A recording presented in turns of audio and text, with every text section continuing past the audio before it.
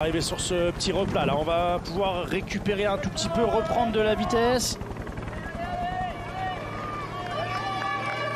Le coureur de l'équipe burgoise qui est en train de revenir sur Clément Berthet. C'est peut-être José Manuel Diaz-Gallego qui est un bon grimpeur et qui avait fait troisième du Tour du Doubs l'an passé. C'est un des noms qu'on avait couché aussi. Mais lui, il garde son avance. Vous voyez, hop, là, ça va remonter à partir de maintenant.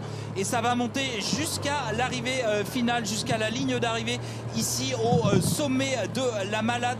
Guillaume Martin qui traverse seul le village de Montfaucon et qui a pris un avantage peut-être déjà décisif sur ces deux hommes et notamment sur Clément Berthet qui va passer là juste devant chez lui et qui est parti à la poursuite de l'homme de tête, le leader de la Groupama FDJ, Guillaume Martin. Ouais, Guillaume Martin qui continue, Clément Berthet qui n'est pas loin derrière, hein. Il m'a l'air bien, Clément Berthet aussi. On va voir, j'ai pris un chrono là, on a perdu un petit peu de temps quand même, on est à 12 secondes entre Guillaume Martin et Clément Berthet. C'est le 92. Ouais, c'est bien José Manuel Diaz-Gallego. Vous aviez vu juste. L'an dernier, il était à son aise dans le Larmont au-dessus de Pontarlier. Et on a quand même le podium qui peut-être se dessine. Vous voyez, on ne voit pas les poursuivants. Guillaume Martin, il a vraiment fait la différence sur la deuxième partie de la côte de la Malade avant de rentrer dans le village de Montfaucon. Là, c'est très dur. Là, il y a des bons pourcentages. Ouais. C'est très très raide là, ce passage à la sortie de la ville, à la sortie du village. Et on ne l'a pas vu, il a passé la flamme rouge. On est dans le dernier kilomètre maintenant. Elle est longue, cette ascension. Mais là, il est bien parti. Guillaume Martin, il est bien parti. Je crois qu'on ne va pas le revoir. J'ai pas l'impression que ni Clément Berthet, ni Manuel Diaz soient en capacité d'aller chercher. D'ailleurs, seul Clément Berthet roule derrière. Alors, ils l'aperçoivent pourtant là-bas, mais la pente est tellement raide. Il y a tellement de pourcentage que ça réduit les distances.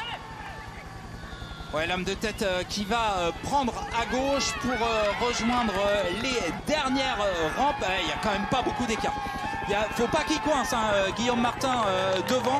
Alors après, il la connaît, cette montée. Il a déjà fait plusieurs places d'honneur ici au sommet de la Malade. Et vous voyez... 8 secondes. Ouais. 8 secondes.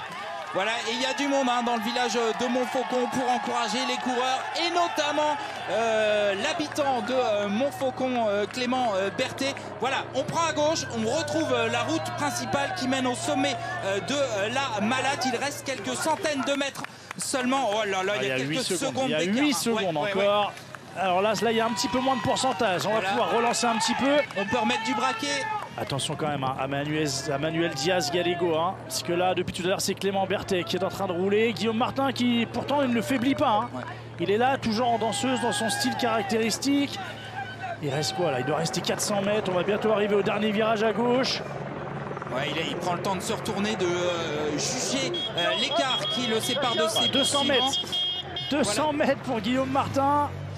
Ouais, c'est dur derrière. Je suis pas certain qu'il revienne. J'ai même l'impression qu'il y a un coureur de Total Energy qui revient sur Clément Berthet, Diaz-Gallego. Dernier virage pour Guillaume Martin, le coureur de la Groupama FDJ qui est dans la dernière rampe ici au sommet de la côte de la Malade de Montfaucon. Et Guillaume Martin qui s'impose sur cette 5e classique Grand Besançon-Doubs. Incroyable, Guillaume Martin qui a pris l'avantage dans les pourcentages les plus